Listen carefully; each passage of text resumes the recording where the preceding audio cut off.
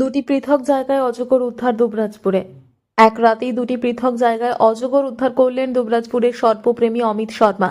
কুইঠা গ্রামের বাসিন্দা নাজমুল মণ্ডল নামে এক ব্যবসায়ীর ফোন পেয়ে গতকাল রাত্রি 8টা নাগাদ দুবরাজপুরের নিরাময়ের কাছে প্রায় 7 ফুট লম্বা অজগর উদ্ধার করেন অমিত শর্মা। বর্তমানে অজগরটি সম্পূর্ণ সুস্থ রয়েছে। সেই অজগরটি উদ্ধার করার পর রাত্রি 9টা নাগাদ আবারও তিনি জানতে পারেন দুবরাজপুর ব্লকের লক্ষ্মীনারায়ণপুর পঞ্চায়েতের প্রতাপপুর গ্রামের খেলার মাঠে একটি অজগর দেখতে পাওয়া যায়। তড়িঘড়ি তিনি সেখানে গিয়ে অজগরটিকে উদ্ধার করেন। 6 ফুট লম্বা অজগরটি পূর্ণবয়স্ক বলে জানান তিনি। তবে অজগরটিকে বন দপ্তরের সহায়তায় অনুকূল পরিবেশে ছেড়ে দেওয়া হবে বলে জানান সর্পপ্রেমী অমিত শর্মা।